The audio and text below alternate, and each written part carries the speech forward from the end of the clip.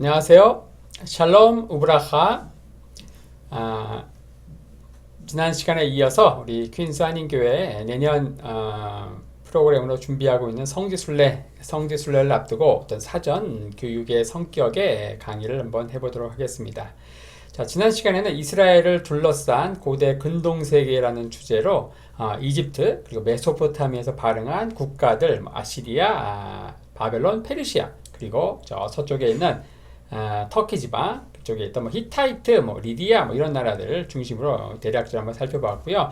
자, 오늘은 이제 성경의 메인 무대가 되는 이스라엘 땅을 이제 배경으로 해서 좀 상세하게 좀 살펴보는 시간을 갖도록 하겠습니다. 자, 이스라엘을 나타내는 간편 지도를 이제 보고 계시는데, 자, 저희들이 지난 시간에 잠깐 이스라엘 을 크게 4개의 지역으로 나눈다 하면서 간략히 한번 좀 서베이를 한 적이 있습니다. 자, 이스라엘은 이제 이렇게 동서로 이렇게 나누지 않고 어떻게 한다고 했습니까? 바로 이렇게 남북으로 나눈다. 남부, 여기를 첫 번째 구역, 여기를 쫙 해가지고 두 번째 구역, 여기는 세 번째 구역, 여기는 네 번째 구역, 이렇게 1, 2, 3, 4로 이렇게 나누는데, 자, 요 1번 구역이 뭐라고 했죠? 1번, 여기가 바로 서쪽이잖아요. 서쪽. 그리고 해안가에 있습니다. 그래서 서부, 해안, 평야 이렇게 나누죠. 2번 구역 여기는 뭡니까? 바로 여기가 서부 산악지대 이렇게 이야기하고요. 3번 이 지역이 뭔가? 여기는 바로 중앙 대협곡 이렇게 얘기하고요. 그 4번 지금 요르단 지역인데요. 여기는 동부 산악지대. 자, 그래서 서부 해안 평야 그리고 서부 산악지대 그리고 중앙 대협곡 그리고 동부 산악지대 이렇게 나눈다 이렇게 얘기했습니다. 이걸 꼭 요 큰 대강을 이렇게 이해하셔야만 이제 우리가 앞으로 이스라엘 땅을 밟을 때 어디가 어딘지 성경 읽을 때도 이게 어디에서 어떤 배경으로 펼쳐지는 것인지 훨씬 더 입체적으로 이해하는 이제 기준이 되겠죠. 자, 우리가 이스라엘을 이제 여러분들 미국에서 딱 가시게 되면은 비행기를 타고서 어디에 내리게 되는가? 이스라엘 국제공항이 딱 하나밖에 없죠. 우리 인천 국제공항이 있듯이 자, 이스라엘은 벤구리온 이스라엘 초대 수당이죠. 벤구리온 국제공항입니다. 바로 요빠와 예루살렘 그 중간 지점에서 약간 이 여기에 바로 이제 공항이 있죠. 공항. 여기에 이제 벤구리온 국제공항이 있다. 여기서 쭉 가면 일로 쭉 가면 여기 뭐가 있는 요빠가 있죠. 요빠가 이제 바로 오늘날 텔아비브라고 하고요. 이스라엘에서 가장 큰 제1도시가 텔아비브라고 하죠. 이스라엘의 수도가 어디인가 이 질문을 가지고 이스라엘 사람들한테 물어보면 뭐라고 합니까? 바로 예루살렘이다 얘기합니다. 하지만 국제법상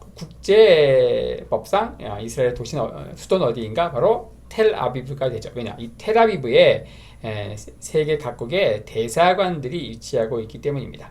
어쨌든 이제 제1도시가 이 텔아비브이고 제2도시가 예루살렘인데, 자, 이 텔아비브에서 예루살렘까지 가는데 한 1시간 만에 갑니다. 1시간. 근데 여기가 바로 여기는 텔아비브 요빠는 이제 해변이죠. 해변. 그러니까 해발 고도가 0m는 아니겠지만 0m라고 치면은 자, 이 예루살렘은 해발 800m 있습니다. 800m. 그래서 1시간 만에 해발 800m까지 올라간다. 그리고서 이 예루살렘에서 여리고까지 가는데 30분밖에 걸리지 않거든요. 굉장히 짧죠. 30분. 근데 이 여리고는 해발 마이너스 300m예요. 그러니까 예루살렘 기준으로 하면 해발 고도가 1100m가 차이가 납니다. 그래서 30분 만에 1100m까지 쭉 꺼졌다가 여기서 다시 이제 쭉 지금 요르단이니까 국경을 건너야 되지만 요르단에서 암만은 한 1000m 정도 되죠. 1000m.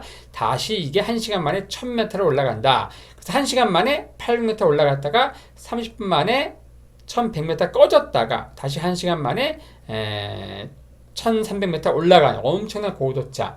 자, 그래서 이렇게 남북으로 달리면 평야 그리고 산지 골짜기, 다시 산지 이렇게 되지만 이렇게 동서로 딱 달리게 되면은 자, 드라마틱한 고도차 올라가고 푹 꺼지고 다시 올라가고 이런 이제 특성이 있다. 요걸 이제 이해하셔야 됩니다. 그렇기 때문에 지형적인 균일성이 이렇게 남북으로 있기 때문에 남북으로 이제 서부 해안평야, 서부 산악지대, 중앙 대협곡, 동부 산악지대 이렇게 나눈다는 것이죠. 저희 지난 시간에 이제 이 서부 해안평에 있는 지역을 살펴봤는데 다시 한번 리뷰를 해보면은 이 아벡이라고 하는 지역, 아벡 여기서 야르콘 강이 발흥을 한다. 그리고 이 해안이 쭉 올라가다 이렇게 튀어나와 있는데 이 지역 우리나라도 동해안이 쭉 가다 이렇게 튀어나와 있듯이 포항이 있듯이 여기는 쭉 올라가다 튀어나온 여기에 갈멜산이 있습니다. 갈멜산 그리고 야르콘강 이 야르콘강과 갈멜산을 지형지물로 해서 자, 이 야르콘강 남쪽에 있는 이 지역이 바로 블레셋 평야 이스라엘에서 가장 노른자의 땅이다. 예수님의 비유 가운데 씨 뿌리는 자의 비유 가운데 한 알의 씨를 뿌려서 30배, 60배, 100배 결실을 맺을 수 있는 정말 최고의 옥토가 이 블레셋 평야다. 여기에 이스라엘 사람들이 거한 게 아니에요. 여기에 누가 거했는가? 바로 이스라엘 사람들이 이집트의 노예로 있다가 모세 영도하에 가나안 땅으로 들어오죠. 바로 여호수아 영도하에 자 바로 그때 이스라엘 백성들이 가나안 땅에 들어왔을 때 그 당시에 최고 노른자의 땅은 바로 이 블레셋 평야. 여기는 블레셋 사람들이 살고 있었다. 블레셋. 그리고 그 북쪽에 바로 야르콘 강에서 갈멜산 요 사이에 뭐가 있었는가? 우리 샤론 평야가 있었다. 샤론 평야. 그리고 갈멜산에서 리타니강 요 사이에 바로 아셀 평야가 있다. 아셀 평야. 자, 그래서 이 블레셋 평야, 샤론 평야, 아셀 평야 이런 식으로 이제 이 서부 해안 평야가 이어진다는 것이죠. 이 블레셋 평야에 있는 5개의 도시 이야기했습니다. 굉장히 중요한 도시들 바로 가사, 아스겔론, 그다음에 아스돗, 에그론, 가드 요소 5개의 도시가 나옵니다. 저희 다 이 블레셋 5도시에 대한 이야기가 여러분 이제 사무엘상 4장과 5장을 읽다 보면은 이스라엘 백성과 블레셋이 전투를 합니다. 전면전을 하는데 자 그때 블레셋이 이 북쪽에 있는 아벡 여기에 진치고요. 이스라엘은 주로 여기에 진치고 있었거든요. 이쪽에. 그리고 블레셋 여기에 진치고 있고 블레셋 군대가 이 아벡에 진치고 이스라엘은 아벡 맞은편 여기에 뭐가 있었는가? 바로 에벤에셀, 아벡, 그리고 여기 에벤에셀. 이 에벤에셀에 이스라엘이 진치고 아벡에는 바로 블레셋이 진치고 이렇게 한판 싸웁니다. 여기 이야기가 이제 사무엘상 4장, 5장에 언급되어 있는데 이 전투를 아벡 에벤에셀 전투라고 하죠. 자, 이 전투에서 누가 이깁니까? 한판 딱 붙었는데 가볍게 이제 전초전을 했죠. 근데 이때 블레셋이 이기죠. 블레셋이 이스라엘 군대 4,000명을 이제 죽입니다. 4,000명을 죽인다. 자, 그러니까 이스라엘은 어떻게 하는가? 자, 바로 어떻게 하죠? 바로 어떻게 합니까? 바로 법궤를 가져옵니다. 법궤. 당시 실로에 당시에 성막이 있었습니다. 성소. 거기에 제사장이 누구였죠? 당시 누구였죠? 바로 엘리 제사장입니다. 엘리. 그 엘리의 두 아들이 누구였습니까? 바로 그렇죠. 홈리와 비느하스가 이 법궤를 가지고 이 전쟁터에 오게 됩니다. 전쟁터. 자, 이스라엘 진중에 법궤가 임한 사건. 이 사건이 어떻게 됩니까? 블레셋이 이제 어떻게 하는가? 바로 그 무시무시한 신 이스라엘 군대를 바로 홍해를 해서 이집트 군대를 수장시키고 바로 이스라엘을 구원한 그 무시무시한 신이 이스라엘 진중에 임했다. 그러면서 블레셋 장군이 뭐라고 합니까? 우리 이제 죽었다. 어차피 죽을 테니까 죽기 아니면 까무러치기로 싸우자. 그러면서 전의를 불태우는 어떤 이 법궤가 이스라엘 진중에 임한 사건이 블레셋의 전의를 불태우는 불쏘시개가 되는 것이죠. 이렇게 하면 다시 전면전을 했는데 이때 누가 이겼는가? 당연히 또 블레셋이 이깁니다. 블레셋이 이스라엘 군사 3만 명을 다 도륙을 하게 되고 그리고 이 법궤도 빼앗게 되죠. 법궤. 그리고 이 법궤를 어디에 가져오는가? 바로 다 아스돗에 가져옵니다. 아스돗. 여기 나오는 가사, 아스겔론, 아스돗, 에그론, 가드, 이 블레셋 5도시고 꼭 이제 기억을 하시는 게 좋은데 이걸 알아야만 우리가 사무엘서를 읽을 수가 있어요. 자, 여기에 이제 바로 아스돗 여기에 블레셋 사람들이 섬기는 주신인 다곤 신전 앞에 딱 꿀리는 거예요. 자, 당시에는 이제 전쟁이 뭐예요? 신들의 싸움이죠. 그래서 우리가 섬기는 신, 다곤 신이 이스라엘 섬기는 여호와보다 더 세다 생각을 하고서 그들의 바로 신전의 상징인 법궤를 딱 갖다 놨죠. 하지만 다음날 가니까 어떻게 됩니까? 이 다곤 신의 생각하는 머리가 박살나고 권능의 두 팔이 이제 떨어져 가지고 이 팔 하나가 신전의 문지방에 딱 얹혀 있는 뭐 그런 상황들이 펼쳐지는 것이죠. 자, 그렇게 하면서 이제 이 아스돗에 역병이 막 도는 거예요. 그때 이 아스돗 지방에 돌았던 이 역병이 아마도 이 코로나 바이러스가 아닌가. 코로나 바이러스. 자, 그러니까 이제 어떻게 합니까? 이들이 이 법궤를 어디로 옮기는가? 가드로 옮긴다. 가드. 근데 가드로 옮기니까 가드 땅에 또 역병이 막 또 창궐하는 거예요. 그때 이 역병이 뭔가 아마도 메르스가 아닌가. 메르스. 자, 그리고 또 이 가드에서 어디로 옮기니까 이 법궤를 에그론으로 옮기죠. 에그론. 근데 여기에 또 에그론에 또 역병이 막 도는 거예요. 이때 돌았던 이 역병이 아마도 사스가 아닌가. 어쨌든 법궤가 가는 곳마다 역병이 막 도는 거예요. 자, 자신들은 다곤신이 우리에게 승리를 주셨다고 생각했지만 막상 어때요? 하나님은 스스로 이스라엘은 실패했지만 하나님은 홀로 블레셋 적진에서 홀로 영광을 취하고 있는 그런 놀라운 상황들을 우리가 사무엘상 4장과 5장에서 보게 되죠. 자, 그러면서 이제 나중에 블레셋 이 다섯 도시 왕들이 에그론에 모여가지고 이 법궤를 이제 실은 암소 두 마리가 어떻게 합니까? 이 에그론에서 베세메스로 향하는 뭐 그런 상황들을 이제 보게 되죠. 바로 이 사무엘상 4장과 5장에 나온 그 스토리에 이 블레셋 평야에 나오는 이제 다섯 개 도시 가운데 바로 아스겔론, 아스돗, 에그론 이 이야기들이 이제 나오게 된다. 이 가드 이제 가드, 그래서 이 아스돗, 가드, 에그론 뭐 이런 이야기들이 나오게 된다는 것이죠. 자, 그리고 뭐 이 가이사라 여기는 이제 바로 늪지였는데 여기에 도시를 만든 사람이 바로 헤롯 대왕이었다. 뭐 이렇게 이야기를 했습니다. 그리고 갈멜산에서는 그 유명한 갈멜산 전투, 갈멜산 이 엘리야 혼자서 바알 선지자 450명 그리고 아세라 선지자 400명 1대 850으로 싸운 놀라운 전투가 펼쳐진 장소가 바로 이 갈멜산이죠. 갈멜산. 자, 이렇게 이제 이 서부 해안평에 있는 도시들을 이제 간략히 한번 살펴보았고요. 자, 그 다음에 서부 산악지대를 한번 볼 텐데요. 서부 산악지대. 여기가 서부 산악지대죠. 서부 산악지대. 자, 여기는 두 개의 산지 덩어리가 있다. 하나는 요거는 뭔가. 또 하나, 또 산지가 있죠. 요거가 있죠. 요 1번 산지를 뭐라고 하는가? 요 1번. 여기를 갈릴리 산지라고 합니다. 갈릴리 산지. 우리 얘기는 갈릴리가 여기에요. 갈릴리.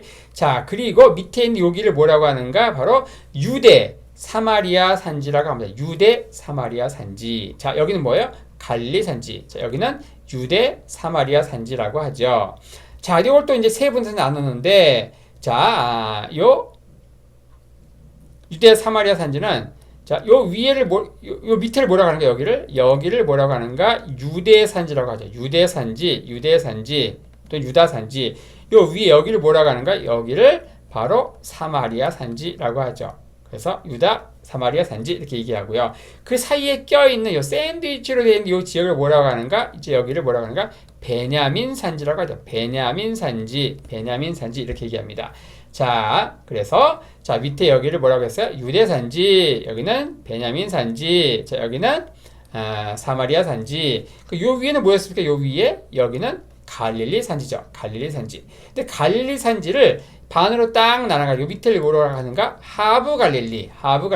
요 위에를 뭐라고 하는가? 위에를 상부 갈릴리 이렇게 얘기합니다. 여기 해발 고도가 훨씬 낮고 여기가 훨씬 높습니다. 여기는 1000에서 한 1200m, 여기는 한 500에서 600m 굉장히 좀 낮죠. 자, 그렇게 되죠. 그리고 이 갈릴리 산지와 유다 사마리아 산지 요 사이에 있는 여기는 산지가 아니에요. 여기는 평야입니다. 평야. 이 평야를 뭐라고 하는가? 바로 이스라엘 평야라고 하죠. 이스라엘 평야. 자, 그래서 요 이스라엘 평야를 기점으로 해가지고 북쪽에는 갈릴리 산지, 그리고 이 남쪽에는 유대 사마리아 산지로 이렇게 산지 덩어리가 나뉘게 된다는 것인데, 자, 여기는 이스라엘 평야, 요것과 이 블레셋 평야, 샤론 평야, 아셀 평야는 카테고리가 다르다는 거예요. 자, 제가 종종 이제 이 성서 지리를 얘기하면서 마지막 시험을 보게 되는데, 아마, 여러분도 시험 볼지 모릅니다. 시험 보게 되면 이 문제가 나옵니다. 다음 중 서부 해안평야 카테고리에 들지 않는 곳은 사지선다. 1번 블레셋 평야, 자 2번 샤론 평야, 3번 아셀 평야, 4번 충남 서산 평야. 이렇게 물어보면은 다들 정답을 아시겠죠? 4번. 하지만 그 4번 자리에 이스라엘 평야 이렇게 딱 집어넣으면은 헷갈리겠죠? 지금 당장은 알겠지만 뭐 다음 주 일주일 후에 물어본다고 하면은 헷갈릴 것입니다. 자, 중요한 건 뭡니까? 요 이스라엘 평야 요것은 바로 서부 해안 평야 카테고리에 들어가는 게 아니고 바로 서부 산악지대 카테고리에 들어가서 북쪽에 있는 갈릴리 산지와 남쪽에 있는 유대 사마리아 산지 를 딱 가르는 중간대에 있는 평야다. 이스라엘 평야. 여기에 이제 굉장히 더 많은 사건들이 펼쳐지는데 그것도 한번 살펴보도록 할 거고요. 자, 이 유대산지의 최남단에 뭐가 있는가? 바로 브엘세바가 있습니다. 브엘세바. 최북단에 뭐가 있는가? 예루살렘이 있죠. 예루살렘. 그리고 둘을 딱 연결해가지고 중간 지점에 뭐가 있는가? 헤브론이 있죠. 헤브론. 그리고 이 헤브론과 예루살렘 그 중간 지점에 바로 베들레헴이 있다. 베들레헴. 자, 그러고 보니까 이 유대산지 안에 우리가 성경을 읽을 때 정말 많이 나오는 친근한 도시들, 여러분들이 이제 뭐 잘은 몰라도 이름만 들어도 괜히 가슴에 은혜가 되는 그런 도시들이 다 여기에 몰려 있습니다. 바로 브엘세바, 아브라함과 관련 있는, 이삭과 관련 있는, 그리고 헤브론 어때요? 막벨라굴을 사서 아브라함이 사라를 이렇게 무덤을 만든, 그리고 이삭은 그 리브가에, 그렇죠? 야곱은 또 자기의 레아 이런 무덤들, 족장들의 그 부인들의 무덤이 있던 곳이 바로 이 헤브론이죠. 그리고 베들레헴, 바로 예수님이 태어나신 그 베들레헴, 그리고 예루살렘, 예수님께서 십자가에 죽으신 그 예루살렘, 이 도시들이 다 어디에 있는가? 유다 산지에 있다는 것이죠. 유다 산지. 자, 그리고 이제 다음에 나오는 지역이 어디인가? 바로 베냐민 산지입니다. 베냐민 산지. 여기는 이제 마름모꼴로 되어 있는데 너무 좁아가지고 제가 따로 이렇게 뽑아놨어요. 따로 뽑아놨다. 그래서 마름모, 이 남쪽 꼭지점에 뭐가 있는가? 바로 기브아가 있습니다. 기브아. 이 기브아는 어떤 곳인가? 바로 기브아는 이스라엘 초대왕 사울 왕의 고향이 되죠. 자, 그리고 여기는 기브온 어디입니까? 우리 기브온 족속의 화친조야 기억하십니까? 여호수아 영도와의 정복 전쟁을 펼칠 때 기브온 족속이 바로 이 가나안 원주민이 아닌 것처럼 바로 이제 곰팡이가 핀 빵 가져오고 뭐 다 헤어진 옷 입고 원방 백성인 것처럼 속여가지고 여호수아의 그 이스라엘 백성과 화친조약을 맺는 이야기, 기브온 족속의 화친조약. 그리고 미스바 대성회 회개운동 많이 들어보셨죠? 근데 게바가 있고요. 게바. 그리고 그 사이에 라마가 있습니다. 라마. 이 라마는 선지자 사무엘의 고향이 되겠습니다. 자, 그래서 이 가운데 있는 이 베냐민 산지 여기에 마름모 남쪽 꼭지점이 기브아, 그리고 기브온, 그리고 미스바, 그리고 게바, 그리고 그 사이에 라마가 있다는 것이죠. 자, 그 다음에 여기가 이제 사마리아 산지였잖아요. 사마리아 산지. 여기는 딱 반으로 나눠가지고 남쪽을 뭐라 하는가? 바로 에브라임 산지. 이 북쪽은 뭡니까? 므낫세 산지. 그래서 사마리아 산지는 에브라임 산지 플러스 므낫세 산지가 되죠. 우리 에브라임과 므낫세의 공통점이 뭐죠? 자, 둘 다 요셉의 아들이죠. 누가 장자입니까? 그렇죠. 므낫세. 하지만 영적인 장자권이 누구에게 갔습니까? 바로 에브라임에게 갔죠. 자, 어찌됐든 요 에브라임 산지와 므낫세 산지 요걸 합쳐가지고 사마리아 산지라고 한다. 사마리아. 우리가 사마리아 굉장히 많이 나오잖아요. 요한복음 4장에 이 사마리아 여인과 대화하신 예수님. 그 사마리아가 어디인가? 바로 요 지역이라는 여기. 이 사마리아 산지 남쪽이 에브라임 산지, 북쪽은 므낫세 산지. 이 에브라임 산지의 최남단에 뭐가 있는가? 베델, 최북단에 세겜, 그 중간에 실로가 있습니다. 베델, 실로, 세겜 이렇게 이어진다는 거고요. 그리고 이제 북쪽에 있는 이 므낫세 산지에서 중요한 도시는 어디인가? 바로 사마리아죠. 사마리아. 이 사마리아가 북이스라엘 멸망할 당시 수도였습니다. 수도. 그리고 그 북쪽에 또 도단이 있다. 도단. 이 도단은 어디인가? 요셉이 형들에 의해서 이집트의 노예로 팔려갈 때 그 어디서 팔려가는가? 바로 도단에서 팔려간다. 도단. 자, 그래서 이 남쪽에 유대 산지, 베냐민 산지, 여기 뭐였습니까? 에브라임 산지, 그리고 므낫세 산지 이렇게 이어지죠.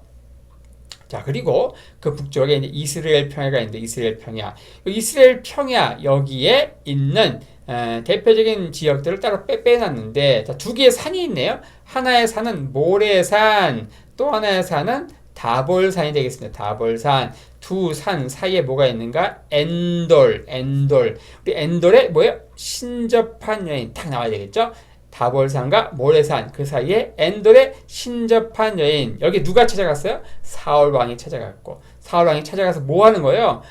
누굴 불러내요? 바로 선지자 사무엘의 영혼을 불러내죠. 영혼을 블레셋과 전투에서 이제 도저히 이길 소망은 없고, 하나님이 꿈으로도 우림으로도 예언으로도 나타나지 않으시니까 바로 신접한 박수무당을 찾아가는 이야기.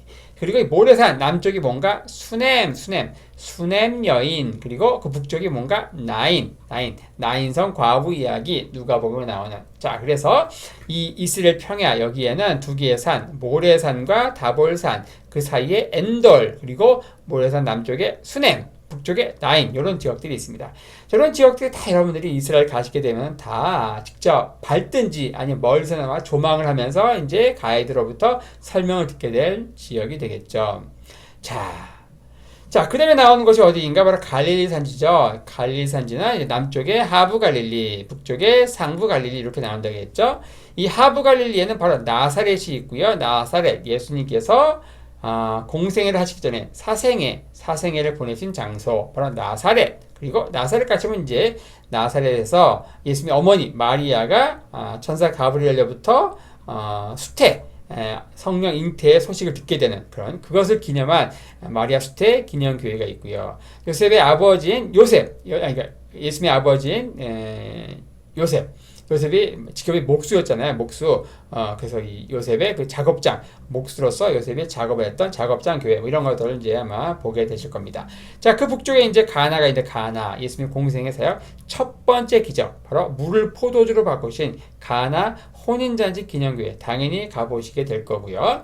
자, 이렇게 하부 갈릴리의 대표적인 도시가 바로 나사렛과 가나, 여기에 있다. 자, 그 다음에 이제 북쪽에 메롬산이 나온다. 메롬산. 이 메롬 물가 여기에서 이제 전투를 하고, 바로 여호수아가 이 전투에서 이제 이기고, 그리고 나서 바로 이 하솔을 불태우는 이야기가 여호수아 11장 가나안 정복 전쟁 이야기를 다루는 이제 여호수아서에 언급이 되어 있죠.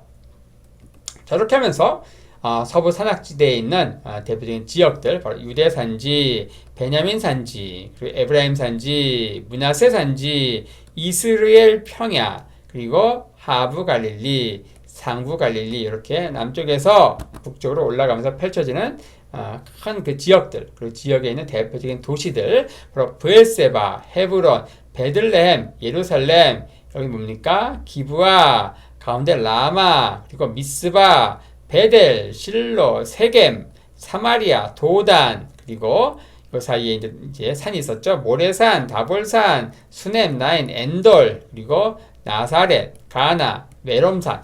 자, 이런 지역들이 바로 이 서부 산악지대에 있는 대표적인 지역들이다. 이렇게 했습니다.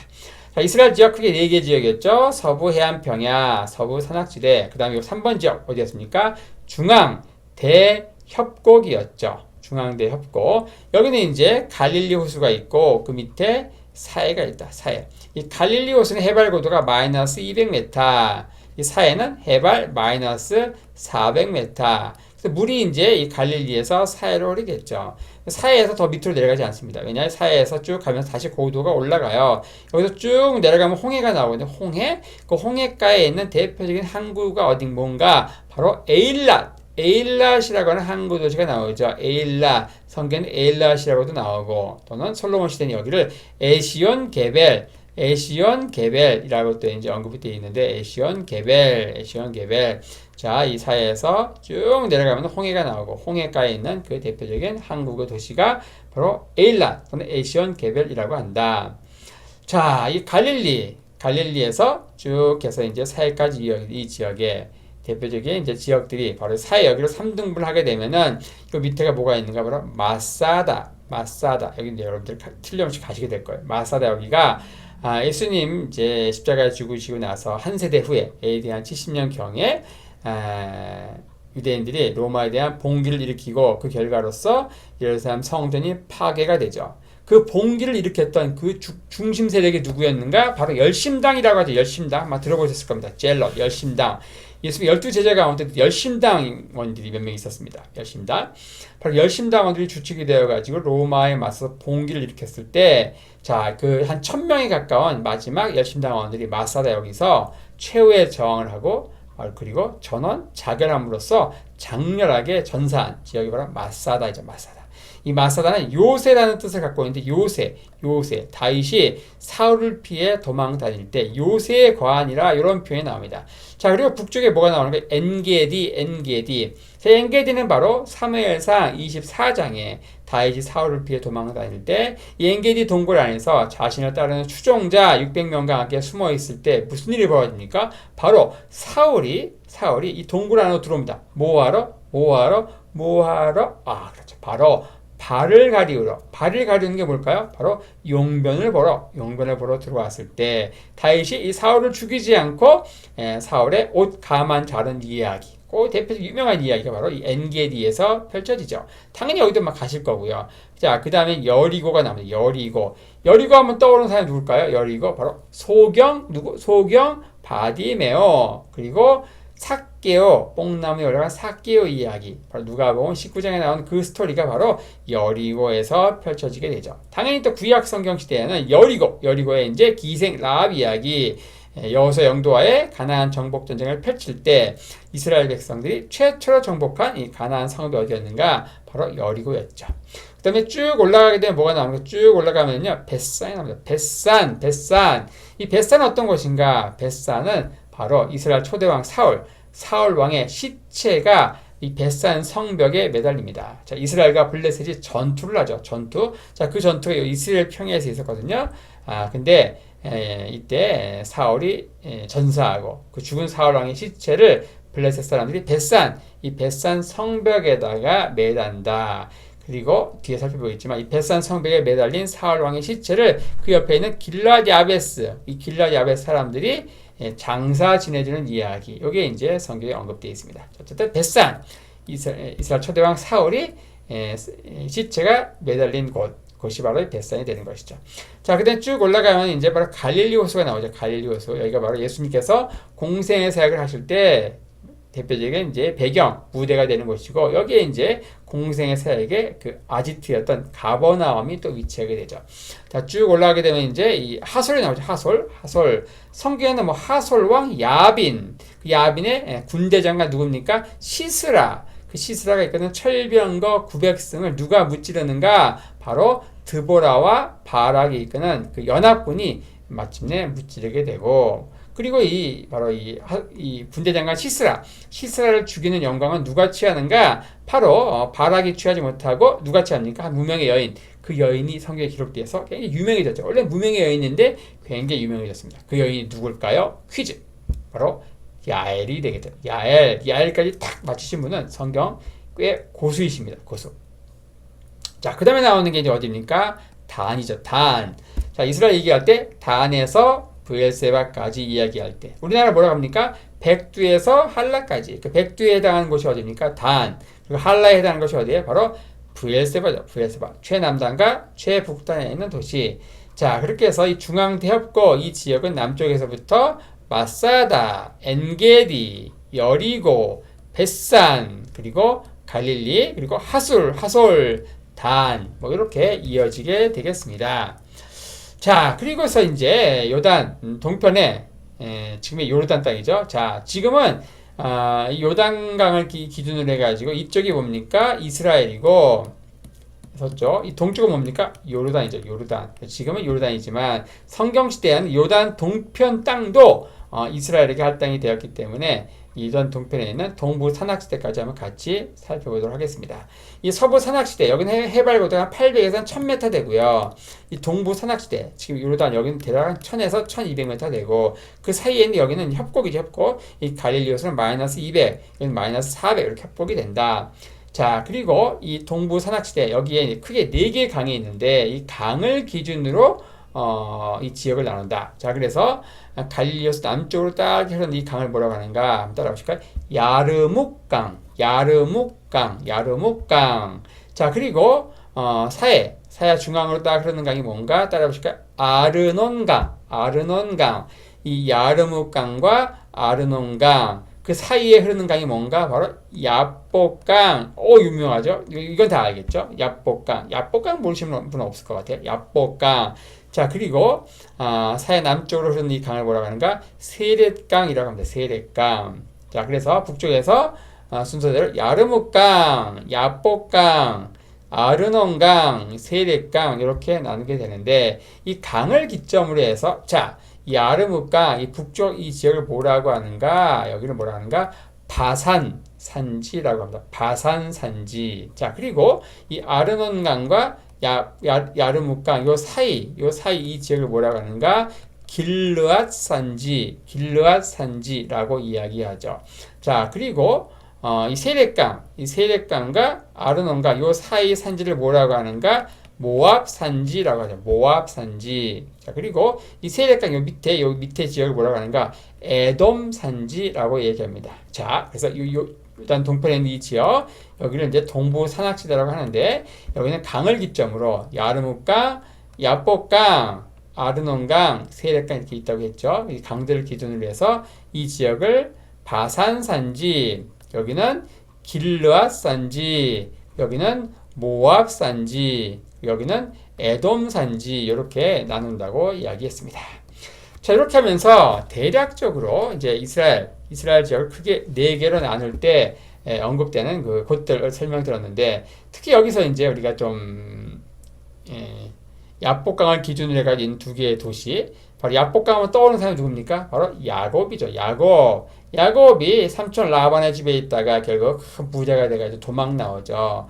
12지파의 조상이 되는 자녀들을 얻게 되고, 그 마하나임 여기에 있을 때 형 에서가 이제 자신을 보러 온다는 이야기를 듣고 자기를 죽이러 온 줄 알고 겁나가지고 결국 강을 건너지 못하고 나중에는 이제 홀로 남아가지고 홀로 밤에 야복강을 건너는데 하나님의 사자와 씨름을 하게 되고 나중에 어떻게 됩니까? 결국 하나님을 만난다. 그리고 야곱이 이스라엘로 이름이 바뀌는데, 자, 그리고 나서 나오는 도시가 뭔가 브니엘이다. 브니엘은 하나님의 얼굴이라는 뜻이거든요. 여기서 야곱이 형 에서를 만나고 나서 뭐라고 얘기하는가? 내가 형의 얼굴을 보니 마치 하나님의 얼굴을 보는 것 같습니다. 이렇게 얘기하죠. 바로 야복강을 기준으로 북쪽에 마하나임, 그리고 남쪽에 브니엘 이런 도시들이 있고요.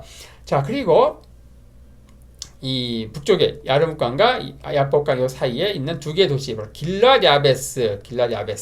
이 길랏 야베스가 베산 성벽에 매달린 사울 왕의 시체를 이제 장사 지내주는 이야기가 언급되어 있고요.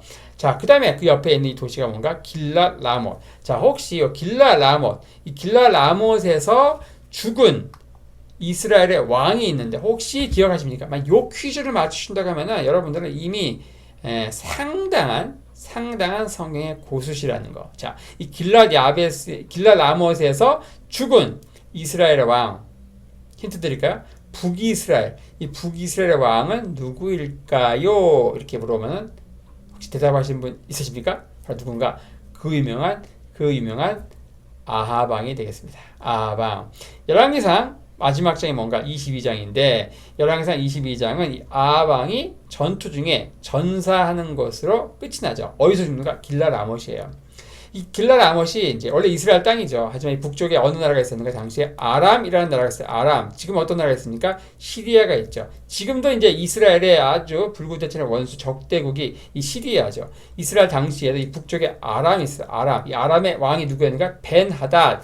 이 벤하닷 왕이 이스라엘과 싸워가지고 이제 길랏 라못을 뺐죠. 근데 이제 나중에 전투 중에 생포야. 아합 왕이 전쟁에서 이겨가지고 이 벤하닷을 생포한다. 근데 이 벤하닷이 자기를 살려주면은 자기가 돌아가서 우리 아버지가 빼앗은 땅들을 다 돌려주겠다. 뭐 이야기하죠. 그 얘기를 듣고 이제 풀어주는데 어떻게 합니까? 땅을 안 돌려주는 거예요. 그래서 이 아합 왕이 이 길랏 라못은 본래 우리 땅인데 이 아람 왕이 돌려주지 않는다. 그러면서 길랏 라못을 빼앗는 수복하는 길랏 라못 수복 작전을 하죠. 자, 그래서 북이스라엘 왕인 아합 왕이 길랏 라못으로 간다. 혼자 가는 게 아니고 당시 남유다의 왕이 누구였습니까? 그렇죠. 여호사밧이죠. 여호사밧. 이 북쪽의 아방이 여호사밧과 함께 이 길랄 아못을 빼앗으러 갑니다. 빼앗으러 간다. 이 전투에 가는데 어떻게 해요? 그냥 가는 게 아니고 이제 여호사밧 하나님께 기도한 사람이잖아요. 그래서 이제 뭐라 합니까? 우리가 하나님께 기도하자. 하나님의 뜻이 뭔가 묻자. 그래서 출정하기 전에 북이스라엘 수도인 사마리아 성문 어귀에서 하나님의 음성을 듣는데, 당시 이제 이 기도했던 그 선지자의 무리가 400명이 있었는데, 그 400명 무리를 이끌고 있는 선지자 대표가 누구였는가? 일명 거짓 선지자, 일명 또 어용 선지자라고 하는 그 거짓 선지자의 우두머리가 누구였는가? 바로 시드기야. 이들이 뭐라고 하는가? 이 전쟁은 하나님께 속한 것이고 하나님이 승리를 주실 것이다. 그러면서 이 400명이 이구동성으로 마치 짜고 치는 고스톱처럼 이렇게 얘기하죠. God bless you, God bless you 이렇게 얘기하는 거예요. 근데 아무래도 사람의 영에 민감한 여호사밧이 아무래도 이상한 거예요. 그래서 이 사람들 말고 또 없냐? 또 하나님께 부를 만한 선지자가 없냐? 그러니까 아방이 뭐라고 합니까? 있긴 있는데 이 사람은 정말 길한 예언을 하지 않고 흉한 예언만 한다 이렇게 얘기하니까 여호사밧이 뭐라고 합니까? 왕은 그렇게 하시면 안 됩니다. 그래서 그 선지자를 불러서 좀 하나님의 뜻을 물어야 됩니다. 그 선지자가 누굽니까? 그 선지자가 누굴까요? 바로 미가야죠. 미가야가 나타나서 바로 이 전쟁에서 아방이 전사하게 될 것을 예언해요. 그래서 아방은 어떻게 해요? 전쟁터에 가서 어떻게 합니까? 여호사밧과 옷을 바꿔 입어요. 근데 이제 전쟁터에 딱 갔는데 이 아방의 옷을 입고 있는 여호사밧을 보고서 아람 군대가 어때요? 아방인 줄 알고 이제 활을 딱 쏘는 거예요. 하지만 이 활을 끝에 이 화살 끝에 인공지능 센서가 달려가지고 보니까 아방이 아닌 거예요. 그래가지고 딱 숨어있는 아합을 찾아가지고 이 아방을 딱 죽인. 그래서 화살 끝에 인공지능 센서가 달려가지고 목표물을 정확히 맞춘 아주 신비로운 전투가 바로 이 길랄 아못 전투다. 이 길랄 아못 여기에서 이제 아방이 죽으면서 열왕기상 22장이 끝이 난다. 이렇게 기억하시면 좋겠습니다. 자, 이렇게 하면서 바로 1번 이 서부 해안 평야, 2번 서부 산악지대, 3번 여기에 있는 중앙대 협곡, 4번 지역에는 동부 산악지대, 이스라엘 전 지역을 한번 대략적으로 살펴보았고요. 그리고 이제 이것도 이제 좀 같이 아시면 좋은데, 요 사이에 이 블레셋 평야와 유대 산지 요 사이에 껴있는 이 지역을 뭐라고 하는가? 요 지역 여기를 이 지역을 뭐라고 하는가? 요거 알아두시면 굉장히 좋습니다. 이 성서 지리 강의를 들었으면 요거 알아야 돼요. 쉐펠라 따라 보실까요? 쉐펠라 이 히브리어인데요. 우리말 성경에 뭐라고 언급되어 있는가? 평지라고 되어 있습니다. 평지. 이 평지라고 불린 이제 이 지역, 쉐펠라라고 불리는 이 지역에 크게 5개의 골짜기가 있는데, 하나는 뭐냐? 아얄론 골짜기. 태양아 너는 기브온에 달아 너는 아얄론 골짜기에 멈추어라 할 때 여호수아가 이제 가나안 군대와 싸울 때 그런 무시무시한 기도를 하죠. 태양이 멈추게 하는. 자, 그 다음에 나오는 골짜기가 뭔가? 바로 소렉 골짜기입니다. 소렉 골짜기. 이 소렉 골짜기에서 펼쳐진 대표적인 스토리가 뭔가? 바로 삼손과 들릴라 이야기입니다. 이 소렉 골짜기가 나온 최고의 영웅 미스 소렉이 누군가? 바로 들릴라죠. 자, 그 다음에 또 나오는 게 뭔가? 엘라 골짜기. 이 엘라 골짜기에서 펼쳐진 그 유명한 스토리가 바로 사무엘상 17장에 나오는 바로 다윗과 골리앗의 전투가 바로 엘라 골짜기에서 펼쳐진다. 자, 그 다음에 나오는 골짜기가 뭔가? 마레사 골짜기. 그 다음에 나오는 게 라기스 골짜기. 이 5개의 골짜기가 바로 세펠라라고 하는 지역, 바로 이 블레셋 평야와 유대 산지 사이에 펼쳐지는 골짜기가 되죠. 바로 아얄론 골짜기, 소렉 골짜기, 엘라 골짜기, 마레사 골짜기, 라기스 골짜기, 이 5개의 골짜기를 바로 쉐펠라, 우리말로는 평지, 이렇게 이야기한다. 자, 이렇게 해서 대략적으로 바로 이스라엘 지역에 있는 4개의 지역들의 특성들, 각 지역에 있는 또 도시들에 있었던 대표적인 사건들을 한번 간략히 한번 살펴보았고요. 자, 이제는 우리가 이스라엘 땅을 중심으로 해서 이제 펼쳐지는 그 이스라엘 성경 통사를 한번 간략히 한번 살펴보고 전 강의를 한번 마치려고 합니다. 이 정도 하면 이제 우리가 이스라엘 이제 성지순례 앞두고서 대략적인 사전 교육의 성격은 이제 얼추 충분하지 않을까 싶은데요.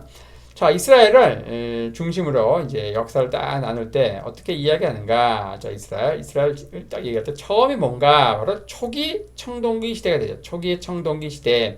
이 초기 청동기 시대는 역사적으로 이제 주전 3300에서 2000년 이때에 해당하고요. 이때가 성경적으로는 이제 아브라함이 등장하기 이전에 가나안 시대, 창세기 1장에서 11장 그쯤에 해당하는 시기가 바로 이때라 이렇게 얘기할 수 있습니다. 자, 두 번째 시대가 언제인가? 바로 중기 청동기 시대. 이때가 바로 주전 2000년에서 1550년. 이때는 바로 성경적으로 족장 시대, 창세기 12장부터 창세기 50장까지 이어지는 아브라함부터 요셉까지 이어지는 그 족장 시대가 바로 이 중기 청동기 시대에 해당하죠. 세 번째가 언제인가? 바로 후기 청동기 시대인데요. 이때가 바로 주전 1550에서 1200년에 해당하는 시기. 성경적으로 이때 출애굽 그리고 가나안 정복 전쟁이 펼쳐집니다. 성경적으로 어디인가? 바로 출애굽기에서 여호수아서까지 해당하는 시기가 세계사에서는 바로 후기 청동기 시대에 해당하는 시기에 해당한다는 것이죠. 그리고 네 번째가 이제 철기 시대인데요. 이 철기 시대는 주전 1200에서 1050년까지 펼쳐지는데 한 150년간 펼쳐진 이 시기가 바로 성경에서는 사사시대라고 하고 당연히 성경 스토리에서는 사사기라고 하는 책이 이 시기를 배경으로 쓰여져 있다. 그리고 다섯 번째가 이제 왕국시대인데요. 이때가 주전 1050에서 주전 586년까지 이어지는데 이때가 바로 이제 주전 1050년에 사울 왕이 등장하는 때부터 주전 586년 남유다가 멸망할 때까지 펼쳐지는 성경적으로는 대부분의 성경이 바로 이 시대를 이제 배경으로 쓰여져 있다. 자, 그 다음에 이제 6번이 바로 페르시아 시대. 바로 주전 586년 남유다가 멸망하죠. 바벨론에 의해서. 그리고 바벨론이 금방 무너지고 페르시아에 의해서. 그리고 페르시아가 이제 누구에 의해서 무너집니까? 331년 바로 알렉산더에 의해서 무너지고 나서 바로 이제 페르시아 시대가 끝이 나게 되는데 1번부터 6번까지 해당하는 시기. 요게 바로 이제 구약 시대의 배경이 되고요. 자, 그 다음에 이제 7번 주전 331년부터 167년까지 주전 331년 이때 페르시아의 마지막 황제인 다리우스 3세가 바로 마게도냐 왕국의 불세출의 영웅 그야말로 이제 대왕이라는 칭호가 전혀 아깝지 않은 그 알렉산더에 의해서 결국 무너집니다. 마지막 전투인 가우가멜라 전투에서 알렉산더가 다리우스 3세를 격파하면서 결국 이제 그리스를 중심으로 동양 문명과 서양 문명이 하나로 합쳐지는 퓨전, 융합되는 흔히 말하는 헬레니즘, 헬라 시대가 펼쳐지죠. 주전 167년까지. 이때가 언제인가? 바로 이제 이 그리스인들의 통치의 분연이 맞서서 유대인들이 들고 일어난다. 그때가 뭔가? 바로 이 마카비 혁명이 일어나는데 그 마카비 혁명이 성공하면서 마카비 왕조가 등장하죠. 주전 167년에서 주전 63년까지 100년 가까운 시기가 바로 이 마카비 시대라고 불리죠. 마카비 시대. 자, 근데 주전 63년 바로 이제 로마의 장군 폼페이우스에 의해서 이 마카비 왕조가 무너지고 드디어 주전 63년부터 로마 시대가 펼쳐진다. 언제까지? 주후 313년까지. 이 313년 이때가 무슨 해인가? 바로 세계사적으로 굉장히 중요한 해죠. 콘스탄티누스 황제가 바로 밀라노 칙령을 발표함으로써 그 당시까지만 해도 로마 제국에서 기독교는 불법적인 종교였죠. 하지만 기독교도 합법적인 종교로 안에 공인이 되는 승인이 되는 그게 바로 밀라노 칙령입니다. 그 밀라노 칙령이 주후 313년에 발표되고 그 이후부터 로마가 점점 기독교화되는 시기 주후 638년까지의 시기를 뭐라고 하는가? 비잔틴 시대라고 하죠. 비잔틴 시대. 638년부터 1096년까지를 이제 아랍 시대라고 하죠. 초기 아랍 시대. 이스라엘 땅은 초기 아랍 시대. 자, 638년. 자, 이때가 중요합니다. 610년에 바로 무함마드가 이슬람교를 창시하죠. 이슬람교를 창시한다. 종교를. 하지만 이제 어때요? 메카에서 열심히 전도하지만 전도가 되지 않는 거예요. 그래서 12년 후인 622년에 메디나로 도망을 간다. 메디나로 옮기게 된다. 이때가 이제 이슬람 달력의 원년입니다. 이슬람력이 시작이 되고, 자, 그리고 632년에 무함마드가 죽는다. 그리고 나서 이제 무함마드의 뒤를 이어서 4명의 후계자, 이 후계자를 뭐라고 하는가? 칼리프라고 하죠. 그 칼리프 가운데 이제 오마르라고 하는 이제 칼리프, 두 번째 칼리프죠. 오마르 칼리프 때 이스라엘 땅이 당시 비잔틴 제국의 영토였던 이스라엘 땅이 이제 아랍의 지배를 받고 언제까지? 1096년까지. 이때가 언제인가? 바로 십자군들이 밀려오는 1096년. 언제까지? 200년 가까이 1091년까지 8차, 9차까지 이어지는 200년간의 이 시기를 뭐라고 하는가? 바로 십자군 시대라고 하죠. 십자군 시대. 이 십자군들을 몰아낸 사람들이 누군가? 이집트를 중심으로 했던 그 이슬람. 바로 이들을 뭐라고 하는가? 맘루크라고 하는데 그들에 의해서 바로 성지 이스라엘에서 십자군 시대의 역사는 끝이 나고 결국 이제 이 지역을 다시 아랍의 통치를 받는데 이때를 이제 후기 아랍 시대라고 하죠. 주 1291년에서 1517년까지 펼쳐진 이 시기. 그리고 1517년부터 1917년까지 이 400년의 시간은 이제 오스만 터키가 통치하는 시기였고요. 그리고 그 이후에 1차 세계대전 이후에 이제 폐망을 하면서 이 지역이 영국의 신탁 통치를 받게 되는 시기. 1917년에서 1948년까지 이어지겠죠. 그리고 이 1948년부터 현대 국가 이스라엘이 이제 오늘날까지 이어지고 있다. 저렇게 하면서 우리가 이제 초기 청동기 시대부터 현대 국가 이스라엘이 탄생하기까지 성경의 땅 이스라엘 중심으로 한 통사까지 해서 이렇게 한번 간략히 살펴봄으로써 우리가 이제 내년에 있을 성지순례를 앞두고 우리가 가졌던 사전교육의 성격을 가졌던 또 우리가 왜 성지순례를 가야 하고 또 성지순례를 갈 때 어떤 유익이 있는가 또 성지순례 앞두고 우리가 미리 모든 여행이 그렇잖아요. 아는 만큼 보이게 되는데 성지순례는 당연히 성경을 많이 알아야지 그 은혜가 훨씬 배가 된다는 것이죠. 저렇게 해서 지난 시간에 이어서 이어진 성지순례 앞둔 사전교육의 성격의 강의를 전부 마치도록 하겠습니다. 자, 좋은 여행 되시고 큰 은혜 받고 돌아오시는 축복된 여행 그리고 이 성지순례를 통해서 여러분들의 신앙생활에서 놀라운 전기 터닝 포인트가 되는 이 성지순례를 갔다 오기 전과 후로 나의 신앙생활이 완전히 바뀌는 달라지는 그런 놀라운 전환점이 되는 그 계기가 되기를 간절히 바랍니다. 감사합니다.